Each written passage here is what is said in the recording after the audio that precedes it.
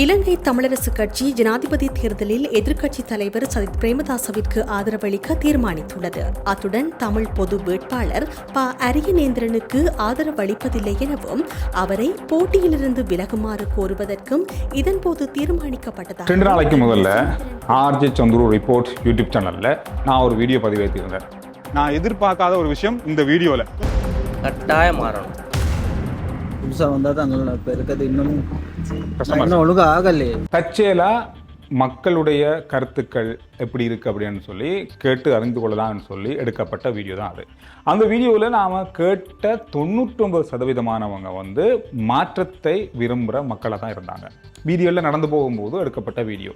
ஆனால் நிறைய பேர் அதில் சொன்ன ஒரு விஷயம்னு சொன்னால், இது வந்து மாற்றம் அப்படின்னு சொல்லும்போது இது ஜேவிபியினுடைய ஆதரவாளர்கள் இவங்க, அதனால் அவங்களுக்கான வாக்குகள் தான் அதிகமாக இருக்கும்னு சொல்லி நிறைய கருத்துக்கள் கமெண்ட்ஸில் சொல்லப்பட்டிருந்தது. ஆனாலும் இன்றைய நாளில் நாம் இப்போ செய்தியில் கேட்ட மாதிரி நிறைய மாற்றங்களை தமிழ் முஸ்லீம் மக்கள் மத்தியில் ஏற்படுத்துறதுக்கான வாய்ப்புகள் இருக்குன்னு சொல்லி ஓரளவுக்கு இப்போதைக்கு நம்பப்படுது. இது ஒரு 2 நாளைக்கு முதலே வந்த கருத்து கணிப்புகள் தகவல் அடிப்படையில் ஒரு புதிய மாற்றத்தை மக்கள் விரும்புகிறாங்க. அது யாருக்கான மாற்றமாக இருக்கும் அப்படின்றது தான் பெரிய கேள்வியாக இருந்தது. அந்த வீடியோவில் கூட ஒரு குழப்பம் இருந்தது. எனக்கு நான் யார் வந்தால் நல்லா இருக்கும்னு சொல்லி கேட்கல, மாற்றம் வரணுமா இல்லையான்னு கேட்டதுக்கு மாற்றம் தான் வேணும்னு சொன்னவங்க தான் 99%. இந்த அரசாங்கம் இருந்தால் நல்லமா இல்லை ஏதாவது புதுசாக ஏதாவது மாறணும்னு நினைக்கிறேன். நான் நினைக்கிறேன் இந்த ஒரு மாற்றம் வரணும்னு சொல்லி தான் நான் நினைக்கிறேன். அந்த மாற்றத்துக்குரியவர் யார் அப்படின்ற கேள்வி தான் இப்போ இருக்கு. இன்றைய நாளில் இப்போ நாம் சொன்ன மாதிரி இலங்கை தமிழரசு கேட்ட மாதிரி தமிழரசு கட்சி இன்றைய நாளில் தங்களுடைய மத்திய குழு கூட்டத்தில் வவுனியால் நடைபெற்ற கூட்டத்தில் எடுக்கப்பட்ட தீர்மானம் சஜித் பிரேமதாச அவருக்கான ஆதரவை தமிழரசு கட்சி வழங்குவதாக சுமந்திரன் அவர்கள் சொல்லியிருக்காரு. எனவே அந்த கூட்டத்தில் எடுக்கப்பட்ட முடிவின் அடிப்படையில் இந்த அறிவித்தலை அவர் விடுத்திருக்காரு. அது மட்டும் இல்லாமல் தமிழ் மக்களை பிரதித்துவப்படுத்துவதற்காக தமிழ் பொது வேட்பாளர் ஒருவர் வந்து இந்த ஜனாதிபதி தேர்தலில் களமிறங்கியிருக்கார். அவருக்கான ஆதரவு எப்படி இருக்க போது, தமிழரசு கட்சி சஜித் பிரேமதாஸ் அவருக்கு ஆதரவு வழங்கினால் அப்படின்னு சொன்னால் அவரை இந்த போட்டியிலிருந்து ஜனாதிபதி தேர்தல் போட்டியிலிருந்தே விலக்கிக் கொள்வதற்கான கோரிக்கையும் விடுக்கப்பட்டிருக்கு. எனவே நம்ம இந்த விஷயம் வந்து இன்றைய நாளில் முக்கியமான ஒரு செய்தியாக பார்க்கப்படுது. ஏற்கனவே ஆனால் பேசப்பட்டது ஜனாதிபதி ரணில் விக்ரமசிங்கே அவருக்கான ஆதரவு தமிழரசு கட்சி பக்கமாக இருக்கும் அப்படின்னு சொல்லப்பட்டாலும் உத்தியோகபூர்வமாக இன்றைய நாளில் வெளியாக இருக்கு. வருகின்ற வாரக்கிழமை வந்து தபால் மூலமான வாக்கு அளிப்பு நடவடிக்கைகள் இடம்பெற போது அதுக்கு முதல்ல இந்த அறிவிப்பு வரணும் அப்படின்றது கட்டாயம். அந்த அடிப்படையில் இந்த அறிவிப்பு வந்து இன்றைய நாளில் வந்திருக்கு.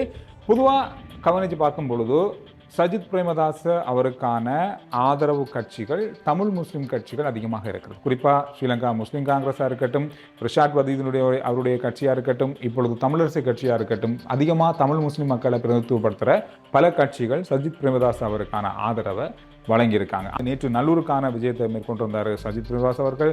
இன்று வடக்கில் உள்ள பல பிரதேசங்களுடைய பிரதிநிதிகளை சந்தித்து மக்களை சந்தித்து கூட்டங்களை நடத்தி இருப்பதாக சொல்லப்பட்டிருக்கு. அது மட்டும் இல்லாமல் 2 நாளைக்கு முதல்ல அனுராதபுரத்தில் நடந்த ஒரு கூட்டத்தின் போது சஜித் பிரேமதாஸ் அவர்கள் ஒரு விஷயத்தை பேசியிருந்தார். கோட்டாபாய ராஜபக்ஷ ஆட்சி காலத்தில் முஸ்லிம் மக்களுடைய உடலை எரிப்பதா அல்லது நல்லடக்கம் செய்வதா என்கின்ற பிரச்சனை எழுந்த போது மக்களுடைய வாக்குகளால் தெரிவு செய்யப்பட்ட பாராளுமன்ற உறுப்பினர்கள் தங்களுடைய மத கலாச்சார மக்களுடைய பண்பாட்டு விடயங்களை மறந்து தனிப்பட்ட லாபத்துக்காக தங்களுடைய தனிப்பட்ட பிரச்சனைகளுக்காகவும் தனிப்பட்ட லாபங்களை பெற்றுக்கொள்வதற்காகவும் அவருடைய கொள்கைகளையும் மதத்தினுடைய அறத்தையும் சுய கௌரவத்தையும் காட்டி கொடுத்து இனவாதத்தை தூண்டிய கட்சி தலைவர்களாக இருந்தார்கள் அப்படின்ற மாதிரி குற்றம் சாட்டியிருக்காரு. இதனால் வந்து முழு நாடும் சீரழிந்து போனது. இனவாதத்தையும் மதவாதத்தையும் எந்த ஒரு மதத்திலையும் வந்து நாங்கள் ஊக்குவிக்க மாட்டோம், அப்படியான ஒரு இனவாதம் இல்லாத யுகத்தை தான் எங்களுடைய அரசாங்கத்தில் நாங்கள் வந்து உருவாக்க போகிறோம் அப்படின்ற மாதிரி அந்த கூட்டத்தில் அவர் பேசினார். பல இடங்களில் சமூக வலைத்தளங்களில் இந்த விஷயத்தை பார்க்கக்கூடியதாக இருந்தது. நேற்று நள்ளிரவு முதல் எரிபொருட்களுக்கான விலைகள் குறைக்கப்பட்டிருக்கு. இந்த விலைகளில் இன்னும் கொஞ்சம் குறைப்பு அதிகரிக்கப்பட்டிருக்கலாம் என்று சொல்லி சொல்லப்படுது. காரணம் என்ன சொன்னால், கடந்த நாட்களில் குறைக்கப்பட்ட வீதம் வந்து குறைவாக இந்த பெட்ரோல் விலை டீசல் விலைலாம் கூட்டும் போது பெரிய அளவாக கூட்டப்பட்டது. ஆனால் குறைக்கப்படும் போது மிக மிக குறைவான அளவில் தான் குறைக்கப்படுது. அதுவும் ஒக்டேன் 95 ரக பெட்ரோலுக்கான விலை குறைக்கப்படுவது அப்படின்றது மிக மிக குறைவாக இருக்குது. கடந்த முறை 5 ரூபாயோ 6 ரூபாயோ என்னமோ அந்த அளவு 10 ரூபாய்க்குள்ள தான் குறைக்கப்படுது. இந்த முறையும் 2 ரூபா தான் குறைச்சிருக்காங்க. இதனால் பல போக்குவரத்து கட்டணங்களாக இருக்கட்டும், அதோடு மட்டும் இல்லாமல் பஸ் கட்டணங்களாக இருக்கட்டும் இதெல்லாம் குறைப்பதற்கான வாய்ப்புகள் குறையுன்னு சொல்லப்படுது. காரணம் டீசலோட விலை கூட மிக குறைந்த அளவில் தான் குறைக்கப்பட்டிருக்குன்னு சொல்லப்படுது. அந்த அடிப்படையில் 92 ரக பெட்ரோலுக்கான விலை 12 ரூபா குறைச்சிருக்காங்க. இதனால் வந்து 332 ரூபா தான் இருக்குது. 95 ரக பெட்ரோல் 2 ரூபா தான், 337 ரூபா. சூப்பர் டீசல் 3 ரூபா. இதனால் போக்குவரத்து கட்டணங்கள் எதுவும் குறைக்கலான்னு சொல்லிட்டாங்க. பஸ் கட்டணம் கூட குறையாது, ஆட்டோ கட்டணமும் குறையாது. 352 ரூபா புதிய விலை சூப்பர் டீசலுடைய விலை. ஆட்டோ டீசலுடைய விலையை 10 ரூபாயில் குறைச்சிருக்காங்க. இதனால் வந்து 307 ரூபா இப்போ புதிய விலை. மண்ணனுடைய விலை அதே விலை தான், 202 ரூபா தான். கேஸுடைய விலை குறைக்கப்படும்னு சொல்லப்பட்டாலும் இந்த மாதம், அதாவது செப்டம்பர் மாதத்தில் அது குறைவடையாதுன்னு சொல்லியிருக்காங்க. எனவே இந்த விஷயம் இன்றைய நாளில் பார்க்கக்கூடிய இன்னும் ஒரு முக்கியமான விஷயமா இருந்தது.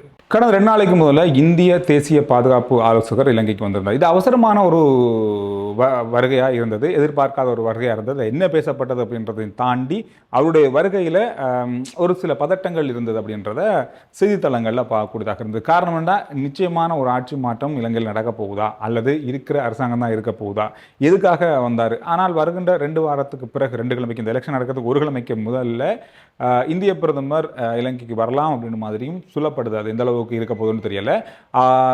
பாதுகாப்பு ஆலோசகரை நிறைய பிரதிநிதிகள் சந்திச்சிருக்காங்க. அதில் குறிப்பாக மனோ கணேசன் அவர்கள், பாராளுமன்ற உறுப்பினர் மனோ கணேசன் அவர்கள் சந்தித்து பேசியதுக்கு பிறகு ஊடகங்களுக்கு அவர் கருத்து தெரிவித்த போது, எந்த ஆட்சி வந்தாலும் செயல்பட தயாராக இருக்கிறார்கள், நாங்கள் தான் அவரோட சொன்னோம், நாங்கள் தான் ஆட்சிக்கு வருவோம்னு சொன்னோம். ஆக அடுத்த முறை சந்திக்கும் பொழுது அது துவால் இந்திய தேசிய பாதுகாப்பு ஆலோசகரை ஒரு அமைச்சராக ஆட்சியின் பங்காளிகளாக சந்திப்போம் என்று நாங்கள் கான்பிடண்டாக உறுதியாக சொன்னோம். இந்த விஷயம் நான் சமூக வலைத்தளங்களில் பார்த்தேன். அவரோட நேரடியாக தொடர்பு கொள்ளக்கூடிய சந்தர்ப்பம் இருக்கும் அடுத்தடுத்த நாட்களில்.